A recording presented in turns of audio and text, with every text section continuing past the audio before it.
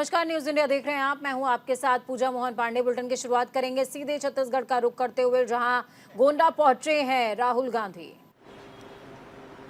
आदिवासी हम आपको इसलिए कहलाते हैं क्योंकि यह जमीन आपकी थी।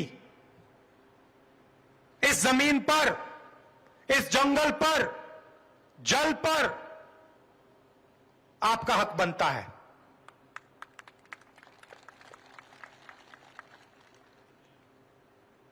इसीलिए हम पैसा कानून लाए, इसीलिए हम आदिवासी बिल लाए, इसलिए हम आपकी जमीन आपको वापस लौटाते हैं, इसीलिए हम आपको आदिवासी कहते हैं। आपकी संस्कृति, आपकी हिस्ट्री, आपकी भाषा की हम रक्षा करते हैं। दूसरी तरफ वो आपको वनवासी कहते हैं। भाइयों और बहनों, वनवासियों का कोई अधिकार नहीं बनता। वनवासी का मतलब जो जंगल में रहते हैं। इस शब्द में कोई अधिकार नहीं है। इनका यह भी कहना है कि अगर जंगल गायब हो जाएगा, जो हो रहा है, तो आदिवासी सड़क पे भीख मांगेंगे। हमारा कहना है कि आदिवासी हैं, जमीन आपकी, जंगल आपका, जल आपका, पहला हक आपका बनता है।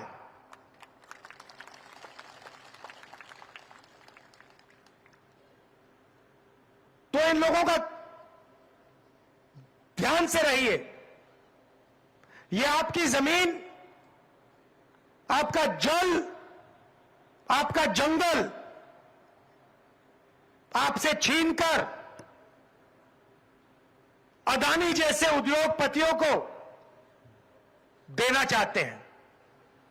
हम आपकी जमीन, जल और जंगल की रक्षा करना चाहते हैं। यह फर्क है। आदिवासी भाइयों बहनों, मुझे बताओ, नोटबंदी से आपका फायदा हुआ? जीएसटी से आपको फायदा हुआ? नरेंद्र मोदी जो जो कानून लाए किसानों के, उससे आपको फायदा हुआ? नहीं। पैसा कानून से आपको फायदा हुआ? जमीन अधिग्रहण बिल से आपको फायदा हुआ? यह सच्चाई है। मनरेगा से आपको फायदा हुआ? भोजन के अधिकार से आपको फायदा हुआ? ये हमारे सब योजनाएं आप देख लीजिए, सारी की सारी योजना गरीबों को, कमजोर लोगों को, आदिवासियों को मदद करने की योजनाएं मिलेंगी। आप इनकी योजना देख लीजिए, किनका ये कर्जा माफ करते हैं, इनके किसान बिल देख लीजिए। सारा का सारा काम ये हिंदुस्तान के अरबपतियों के लिए, 2-3 लोगों के लिए करते हैं। यहां हमारे आदिवासी भाई आए हैं। तेंदुपत्ता के लिए आपको 4,000 रुपए मिलता है। मिलता है नहीं मिलता है? मिल रहा है ना? हमारी सरकार आएगी तो 4,000 रुपए और का आपको बोनस मिलेगा,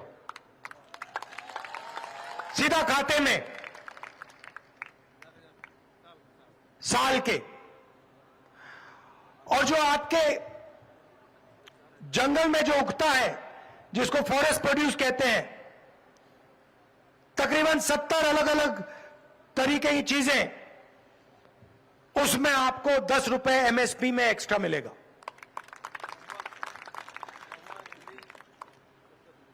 महुआ, इमली, बाकी चीजों में। अब चलिए भाषा की बात करते हैं। बीजेपी के नेता जहां भी जाते हैं, वो हिंदी की बात करते हैं। वो लोगों से कहते हैं, भैया देखो, छत्तीसगढ़ी मत सीखो, अंग्रेजी मत सीखो, हिंदी सीखो। हमारी सोच बिल्कुल अलग है। हम चाहते हैं कि आप हिंदी सीखो, मगर हम यह भी चाहते हैं कि आदिवासी युवा छत्तीसगढ़ी भी सीखे और उतना ही जरूरी अंग्रेजी सीखे। अब आप पूछोगे 3 भाषाओं की क्या जरूरत? हिंदी, छत्तीसगढ़ी और अंग्रेजी। मैं आपको बताता हूं, अगर आपको छत्तीसगढ़ में किसी से बात करनी है, छत्तीसगढ़ में व्यापार करना है, छत्तीसगढ़ी चलेगी। अगर आप यूपी जाओगे,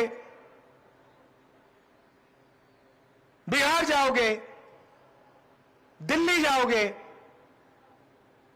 तो हिंदी काम आएगी। और अगर आप किसी दूसरे देश के व्यक्ति से बात करना चाहते हो, किसी दूसरे देश में जाना चाहते हो,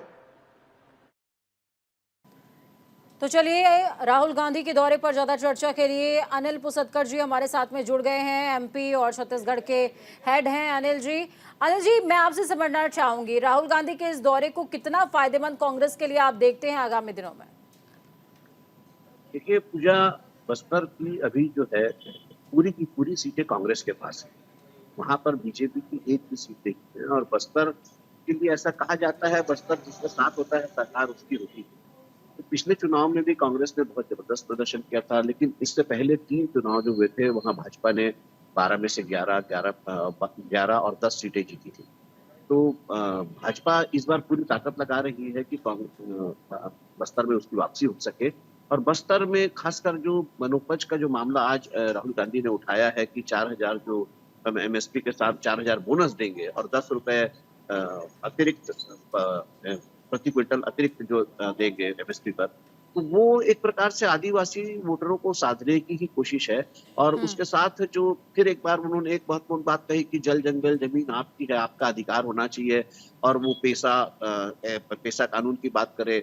और उन्होंने जो एक और बात महत्वपूर्ण कही कि वो ये जो आपका आदिवासियों का हक है जल जंगल जमीन पर, उसको वो भाजपा जो है छीनकर अडानी और अंबानी को देना चाहती है। तो वो इस एक प्रकार से केंद्र पर तो हमले करते नजर आए ही, लेकिन उसके अलावा जो उन्होंने जो बस्तर अनिल जी, एक विषय और मैं समझना चाहूंगी। देखिए, राहुल गांधी की रैली हो या फिर प्रियंका गांधी की रैली हो या आला कमान की हम बात कर लें, लगातार वो आ रहे हैं और वोटर्स को अपने पाले में करने की कोशिश कर रहे हैं, ये समझ में आ रहा है। लेकिन जो चुनाव है वो फ्रंट फुट पर तो उम्मीदवारों पर डिपेंड करता है। लेकिन बस्तर रीजन की अगर मैं बात करूं तो बस्तर में कई जो प्रत्याशी हैं उनमें फेरबदल भी किया गया है, कईयों की सीटें चेंज की गई हैं। क्या उसका इम्पैक्ट भी पड़ने वाला है क्या?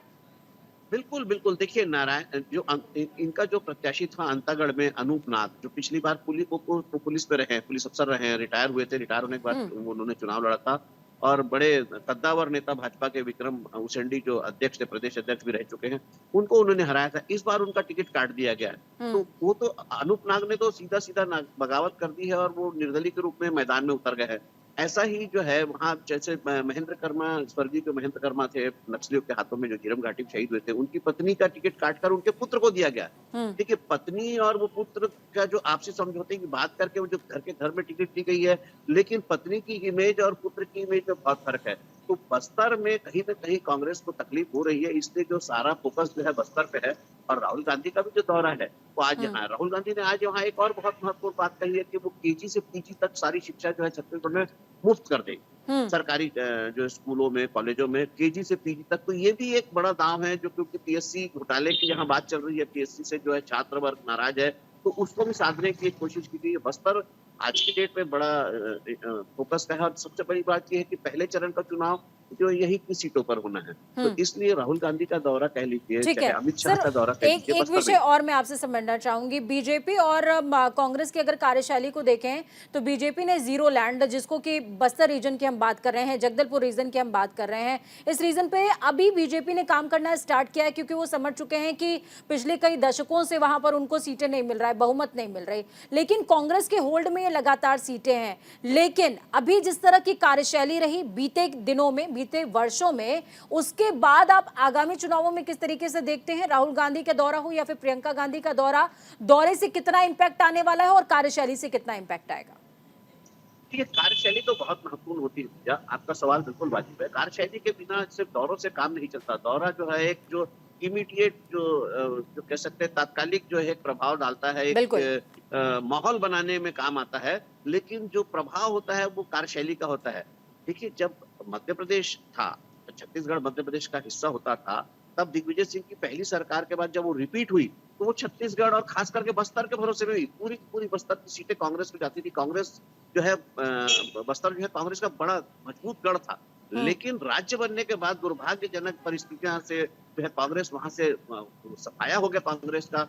बीजेपी ने लगातार 3 बार जो सरकार बनाई, उसमें तीनों बार में एक बार 11-12 में से, एक बार 11 में से 10, एक बार 11 में से 9 ऐसी सीटें हासिल की। तो अभी पिछले लेकिन जो चुनाव हुए 2018 के, 2018 में कांग्रेस ने कमबैक किया था और 9 सीटें जीती थी। बाद में उपचुनाव की भी सारी सीटें जीती। तो आज 12 में से 12 जो है कांग्रेस के पास है। तो कांग्रेस अपने इस गढ़ को बचाए रखना चाहती है। हालांकि वहां असंतोष के स्वर तो कांग्रेस को झेलने पड़ रहे हैं, बगावत झेलनी पड़ रही है। ठीक है, उन्होंने सांसद जो है, उनके प्रदेश अध्यक्ष जो है दीपक बैज, उनको भी एक सिटिंग एमएलए है जो चित्रकूट से, उसका टिकट काटकर उनको उतारा है मैदान में। तो दांव तो बड़ा खेला है कांग्रेस ने, और कांग्रेस जो है बस्तर कहीं से भी अपने हाथ से फिसलने नहीं देना चाहती। जी पूजा।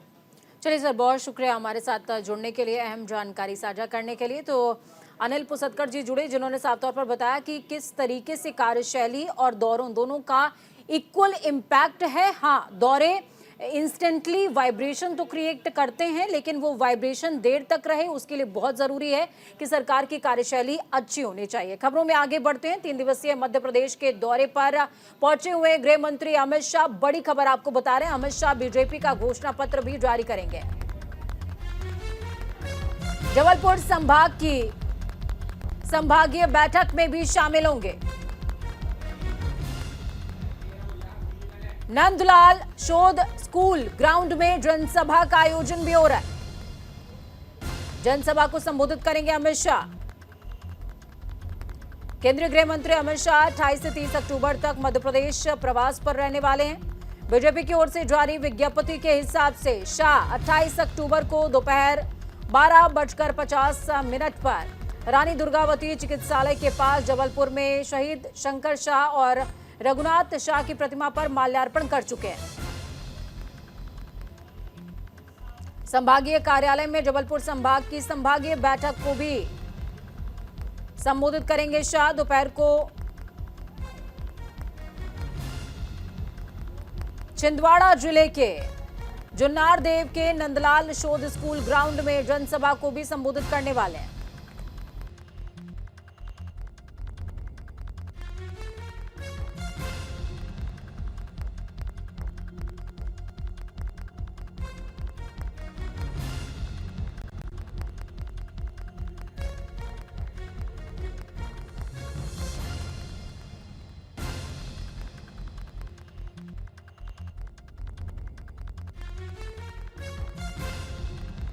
जीरो का रुख करते हैं। हमारे साथ संवाददाता सहयोगी विनीत श्रीवास्तव जुड़े हुए हैं ग्राउंड जीरो से। विनीत, क्या कुछ अपडेट है गृह मंत्री के दौरे को लेकर? जी, मैं बता दूं कि गृह मंत्री आज सुबह तकरीबन 12:30 बजे जबलपुर पहुंचे, जहां उनकी अगवानी मध्य प्रदेश के प्रदेश अध्यक्ष वी.डी. शर्मा ने। संभागीय बैठक के दौरान अमित शाह का सबसे ज्यादा जोर रहा कि जिन लोगों को टिकट नहीं मिला है भाजपा की तरफ से, जो नाराज उम्मीदवार थे भाजपा के, उन्हें मनाया जाए, डैमेज कंट्रोल किया जाए। साथ ही बीजेपी को जबलपुर संभाग से कैसे विजय बनाया जाए, इस पर सबसे ज्यादा अमित शाह का जोर रहा। जी ठीक है विनीत, ये कहा जा रहा है कि गृह मंत्री अमित शाह उज्जैन भी जाने वाले हैं, वहां पर एक रोड शो करेंगे। इसके अलावा बाबा महाकाल के चरणों में मत्था भी टेकेंगे। जी, मैं बता दूं कि अमित शाह का मध्य प्रदेश का ये 3 दिवसीय दौरा है, जिसमें आज वो जबलपुर में संभागीय बैठक ले रहे हैं। इसके बाद वो जुन्नार देव छिंदवाड़ा जाएंगे, जहां पे एक सभा को संबोधित करेंगे।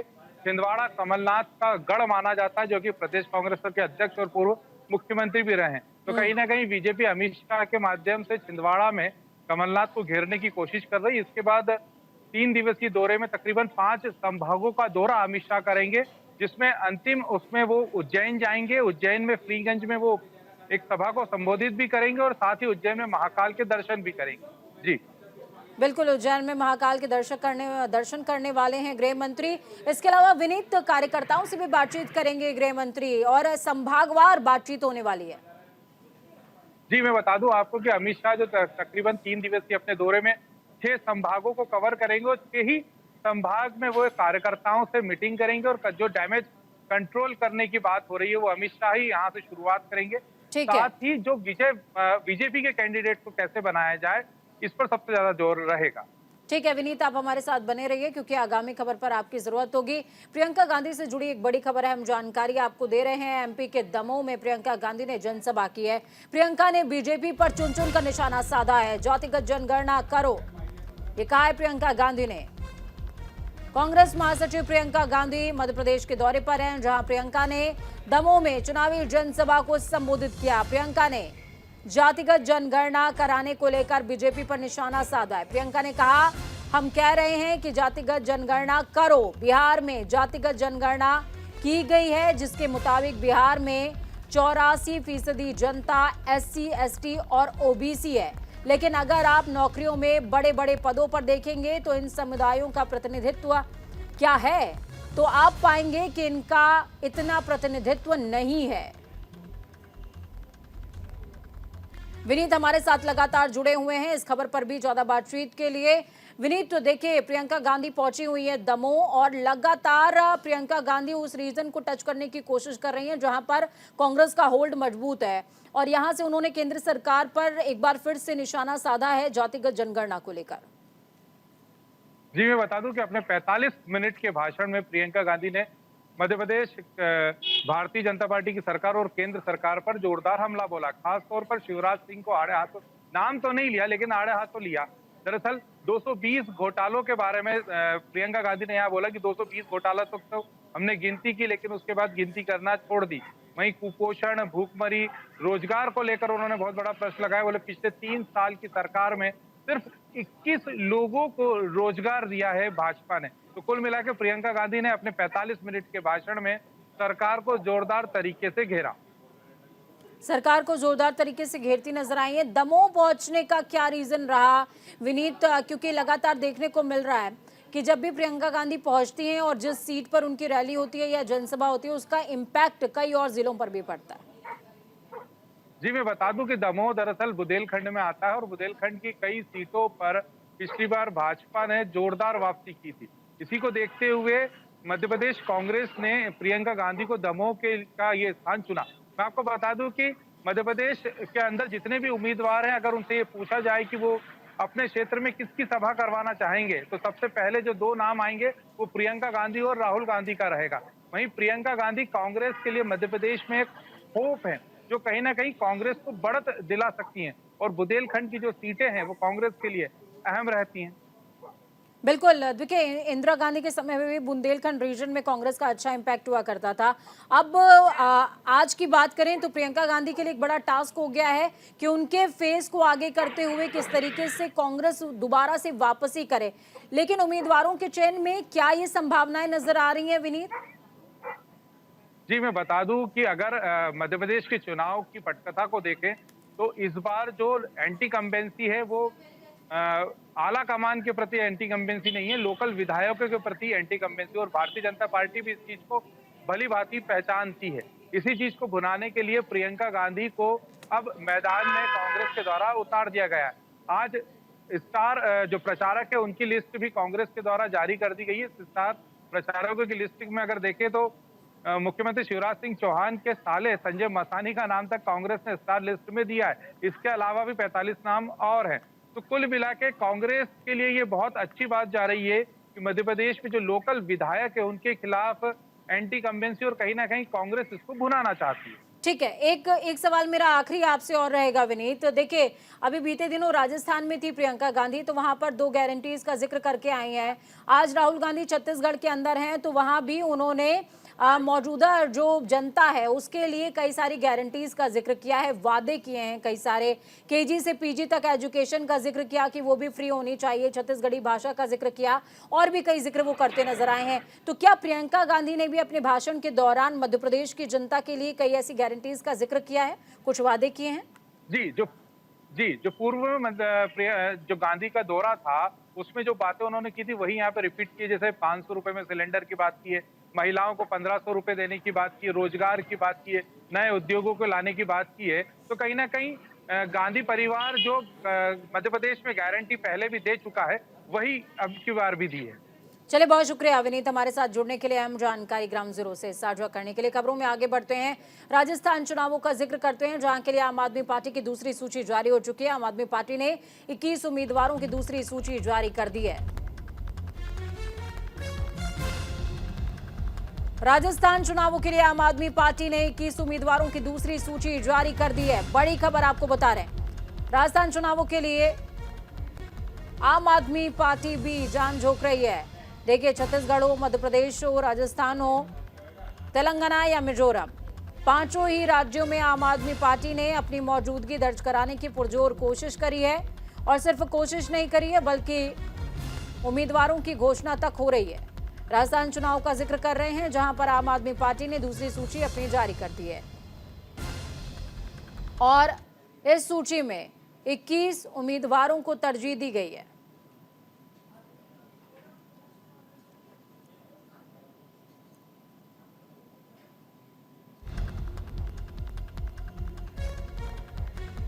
राजस्थान चुनावों के लिए आम आदमी पार्टी के उम्मीदवार घोषित हो गए हैं। आम आदमी पार्टी ने दूसरी सूची जारी कर दी है।